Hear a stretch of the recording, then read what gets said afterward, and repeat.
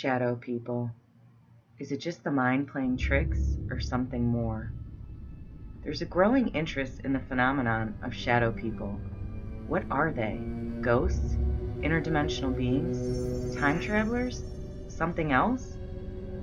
Was it a natural shadow, your heightened imagination, or a ghost?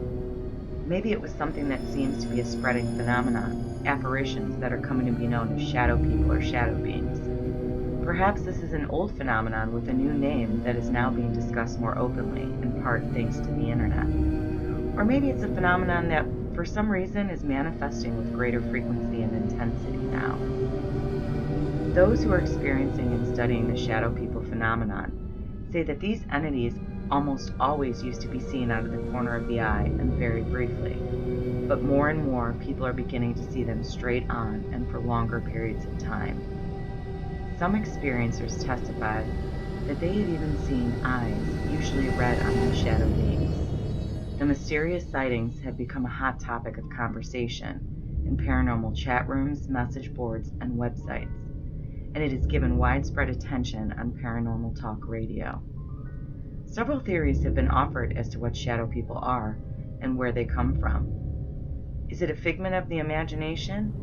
The explanation we get from skeptics and mainstream science, and who usually are the people who have never experienced the shadow people phenomenon, is that it is nothing more than the active human imagination. It's our minds playing tricks on us, our eyes seeing things in a fraction of a second that isn't really there.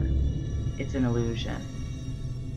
Real shadows caused by a passing auto headlights or some similar explanation. And without a doubt, these explanations probably can account for some, if not many, experiences. The human eye and mind are easily fooled.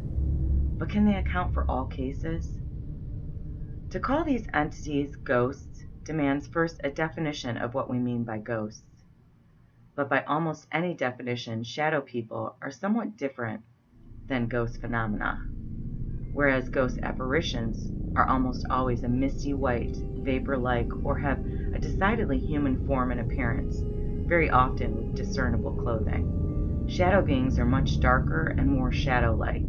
In general, although the shadow people often do have a human outline or shape, because they are dark, the details of their appearance is lacking. This is in contrast to many ghost sightings in which the witness can describe the ghost's facial features, style of clothing, and other details. The one detail most often noted in some shadow being sightings are their glowing red eyes. The dark countenance and malevolent feelings that are often reported in association with these creatures have led some researchers to speculate that they may be demonic in nature. If they are demons, we have to wonder what their purpose or intent is in letting themselves be seen in this manner. Is it merely to frighten us? One theory suggests that shadow people are the shadows or essences of people who are having out-of-body experiences. According to Jerry Gross, an author, lecturer, and teacher of astral travel, we all travel out of the body when we are asleep. Perhaps this theory says we are seeing the astral bodies of these twilight travelers. Another theory is that people from the future could have found the means to travel to the past, our time. However, they are able to accomplish this incredible feat. Perhaps in that state, they appear to us merely as passing shadows as they observe the events of our timeline. Even mainstream science is fairly convinced that there are dimensions other than the three we inhabit. And if these other dimensions exist, who or what, if anything, inhabit them? Some theorists say that these dimensions exist parallel and very close to our own, although invisible to us. And if there are inhabitants in these other dimensions, is it possible that they have found a way to intrude on our dimension and become at least partially visible? If so, they could very well appear as shadows. It has long been held by psychics and other sensitives that beings on other planes of existence are of different vibrations. Science is beginning to look at reality on a quantum level, in the same way that particles of the smallest size exist as vibrations. Perhaps some theorize the vibrations of our existence are beginning to mesh with those of another dimension, which accounts for the increase in such phenomena as ghosts, shadow people, and possibly aliens. The alien and abduction paranormal phenomena are so bizarre that it's no surprise that extraterrestrials are suspects as the shadow people. Abductees have reported in many cases that the alien greys seem to be able to pass through walls and close windows and to appear and disappear abruptly, among other otherworldly talents. Perhaps, too, these can go about their alien agenda disguised in the shadows.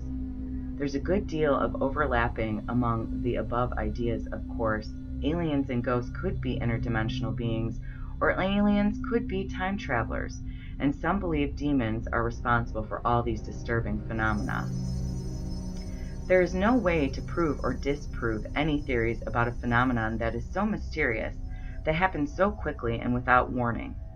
Science finds it virtually impossible to catalog or study such phenomena in a methodical way. All we can do at present is to document personal experiences and try to piece together what the shadow people might be. Perhaps this is an old mystery, more recognizable. Perhaps it represents a doorway to and from different planes of existence. Or perhaps they simply are just shadows.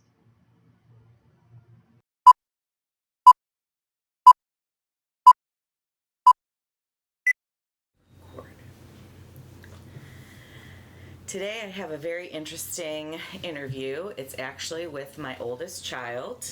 His name is Jonathan. And Jonathan woke up this morning, and usually with my children, I like to ask them about their dreams just because I am a frequent astral traveler.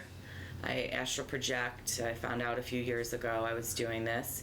And so with children, I realize now looking back that I did it as a child as well, and they just think it's dreams or ghosts or things of that nature. So I decided about 2 years ago to start asking my kids about their dreams and what was going on at night.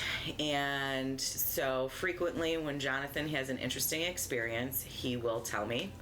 And it's kind of interesting. My first topic for my channel was going to be sleep paralysis, shadow beings, possibly a little astral travel. So I was planning on doing that this morning, had it in my head, was thinking about all these topics, and then he came down and said, "Hey Mom, I had an interesting dream last night." So I said, "Perfect, we're gonna catalog it." So Jonathan, why don't you say hello to everybody? Hello, I'm Jonathan, and I had some sort of what should I call it, a dream or? Well, see, this is the thing. I wasn't able to differentiate dreams and astral travel from the beginning because you don't fully comprehend it. But because you physically felt this experience, I'm going to say you had your first astral projection that you consciously could remember.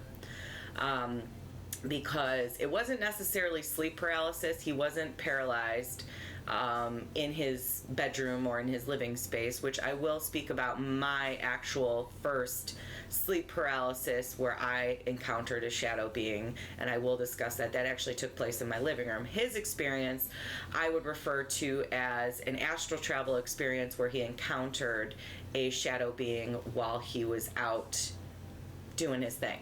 So first off, I'm going to tell you a little bit about Jonathan's experience from what he told me, and then I want him to go into his version of the story. So he said, so today is July 31st, 2019, and he said it happened around 6 a.m.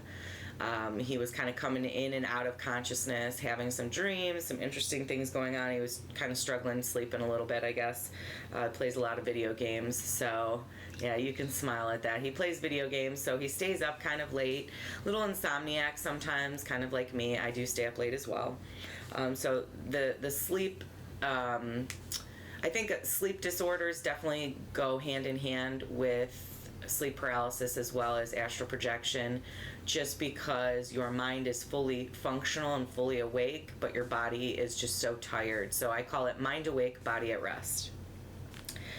So from what Jonathan told me, he was in a building with a bunch of people he didn't know, but he was acting like he knew them. He said about 4 or 5 people, And then he heard a male's voice saying, "Don't go into the dark area."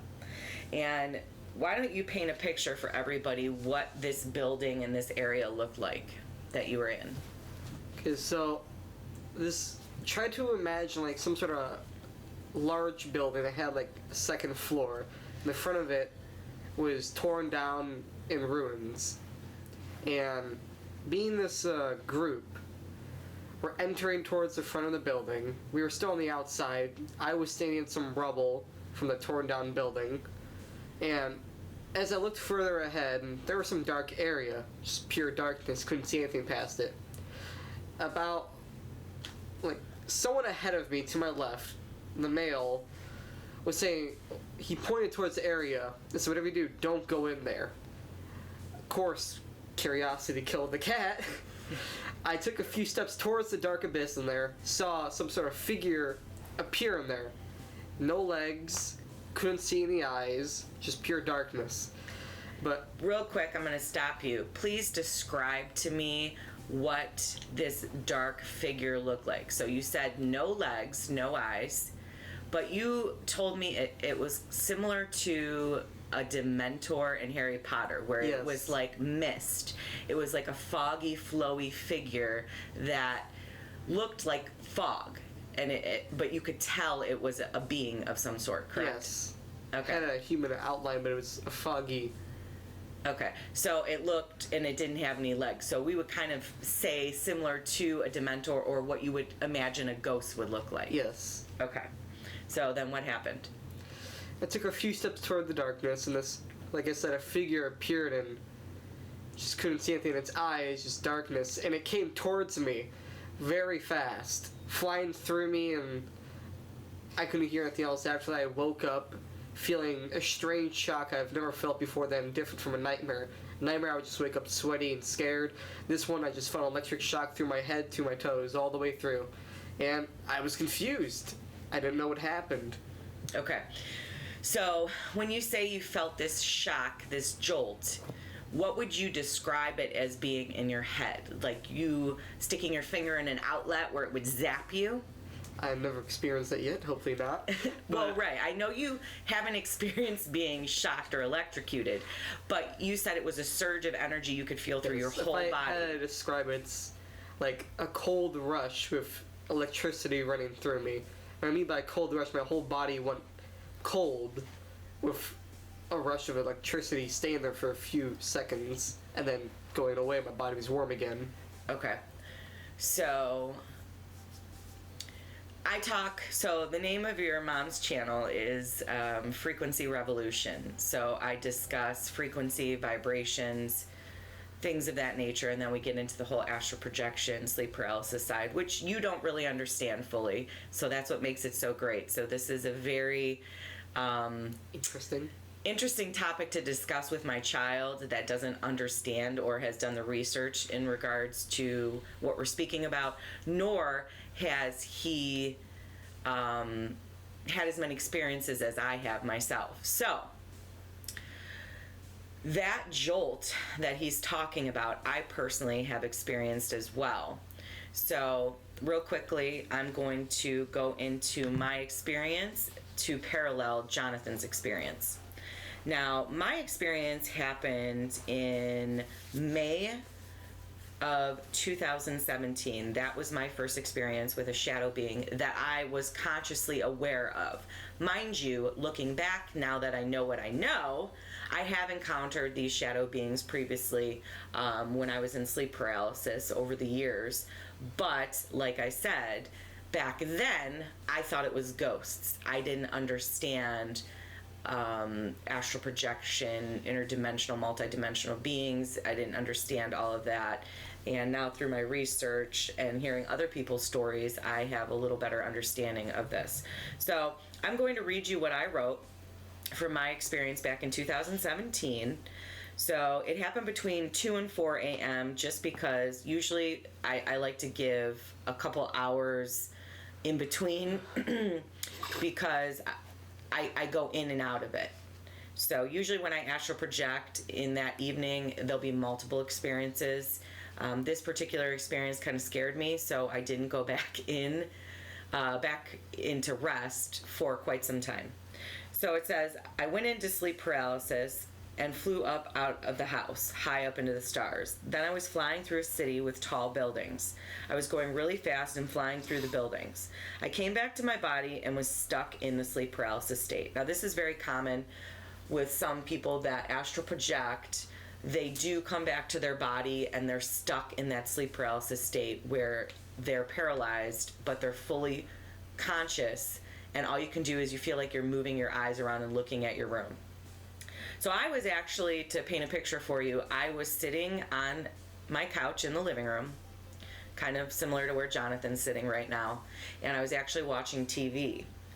I went into kind of a meditative state because I was so tired physically that I was sitting straight up when I had this sleep paralysis experience. I was not laying down in my bed, fully conscious. And the other part about this that's kind of a little trippy is it was only a blip, only a second, because when I pulled myself out of the sleep paralysis, the show I was watching, I remember it to this day, it was Jimmy Kimmel, it didn't skip a beat. Literally, the last word I heard him say was the word he said when I came to. So, there's no time according to what people say in the astral realm. So no time was skipped. I literally closed my eyes for 5 seconds, not even a second. So, I was in the sleep paralysis state. I felt something above and next to me, so I could feel something around me. It felt like it was putting energy or taking energy from me out of the top of my head. So it felt like energy was flowing in and out. I felt strong vibrations in the center of my head, to the point that it took my breath away almost. I looked to my left, and in my living room on the top of the ceiling were two dark spirits with red eyes. Now I'm going to kind of pan my camera just so you can actually see. So here's Jonathan. You go up to the top of my ceiling, and right there where the two beings were crouched up at the top, almost like a gargoyle on the top of a building with their hands down by their feet, and I could see their red beady eyes staring at me. Now, then I saw another being. This one did not have red beady eyes, and I'm going to pan to where I saw them. This one was in the corner of my living room, up at the top of the ceiling, up here, sitting in the corner. Okay? So, next thing that happened, that being started crawling on the ceiling, and it was just like Jonathan described. It looked almost like a Dementor from Harry Potter. It was very wispy, didn't have legs, and you could see that it was a figure of a man, but like he said, no legs. It did have arms, but the arms were kind of wispy, but I could see that it was crawling upside down on the top of the ceiling, and it was coming towards me. So then I continue to say, then I saw one climb the ceiling around to the front door entrance. It started to come towards me, and I tried to scream, but I couldn't. So the part that's the scariest part of sleep paralysis that I've encountered is that feeling that you want to get out of it. You just try to move that one finger or kind of move your toes, or you just try so hard and you can't get out of that state. And then when you see shadow beings or something in your room, you close your eyes. You're like, oh my God, I'm not seeing this. I'm not seeing this. It's not coming towards me. This isn't real. And then you close your eyes, and then you sit there and you say, wait, I gotta open my eyes to see if it's still there. And you open your eyes again, and it's getting closer to you. So this being actually came above me. I was sitting on the couch, like I said, hovered over top of me, and it started to suck energy out of me. That's what it felt like. So I felt kind of what Jonathan said. I felt it from my head down to my toes. It felt like electricity or a jolt or something was coming out of me and into me. So I felt he just felt it shock him. I felt both. I felt it coming in and then coming out, and then coming in and then coming out. So to this day, I can close my eyes and see what happened. It was so vivid. It was my living room. It was my house. The experience itself scared me to the core. So, Jonathan, now hearing your mom's experience a little bit, what do you think about your experience you had paralleling my experience? When can I have mine? When can you have yours? What does that mean? I want to experience this now to see what these creatures are in person. Well, I think in my mind, possibly. Personally, what I think happened is you had your first conscious out-of-body experience. Now, most people, their first time, they don't actually see their physical body. They don't actually experience them rolling out of their body or experience them flying out of their ceiling or walking around their house. I didn't have those experiences till months after I had my first actual out-of-body experience, because you kind of connect the dots. So everybody has flying dreams. Have you had flying dreams? Once, a long time ago. Now, I looked back now after all my experiences, actually seeing my physical body, looking at my hand coming out of my physical body while I was having my first conscious astral projection, where you could see your body and you know, oh my gosh, what is going on? I'm leaving my body.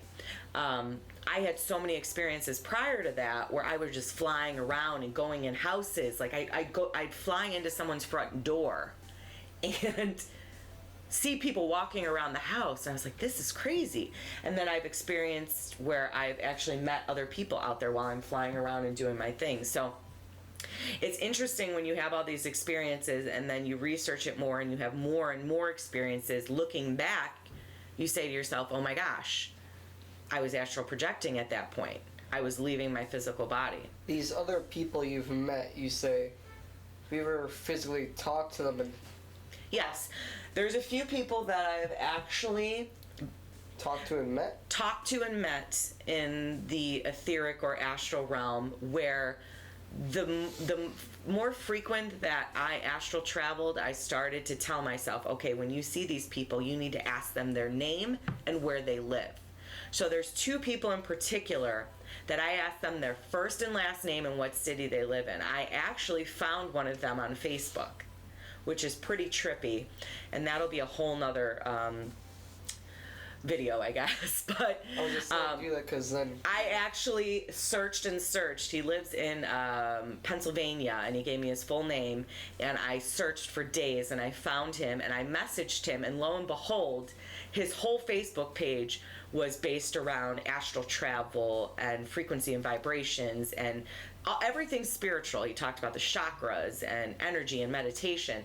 So it was really interesting for me, before he even responded to me, to see, oh my gosh, this guy's page is all about everything that I research. So I had confirmation with that. I've had confirmation with a few other things as well. And I know a lot of people research it and get into the science side of things with your brain and REM sleep and theta wave, all this stuff. They get into all these topics to try to debunk it or prove it from a scientific standpoint, because we always want to prove things with some sort of, data or information to back it up. But my proof was finding these people, their names, where they live, and actually seeing that they're physical beings. He actually didn't remember meeting me, but he says he astral travels frequently and he does meet people, and he tries to remember every situation, but sometimes he doesn't. So the fact that he understands what astral travel is and has met people confirms that enough for me that I was able to find him, and he, understands the topic of out-of-body experiences. Okay. So I just want to tell you, I'm super excited because your mother just created this YouTube channel to pretty much vlog and document all of her experiences, as well as go into detail and explain all the topics that I've researched to my subscribers, so they could better understand what sleep paralysis, OBE, astral projection is, and everything that comes with it. So I want to thank you for coming on here. Hopefully we will hear more of your experiences as the years progress. Very excited. Is there anything you'd like to say? No. No? Did it trip you out, though, that you could actually physically feel that? Yeah. You never thought that could happen, right? Well, I've had nightmares and felt things after, but it was different from a nightmare. From a nightmare, I always wake up sweaty. If I got hurt in there, I'd feel like a little burn mark there, but there wouldn't be anything there. Right. And then this one was just a coldness and a shock I haven't felt from a nightmare. Well, now looking back, are you wondering now about some of those other experiences you had where you felt something physically?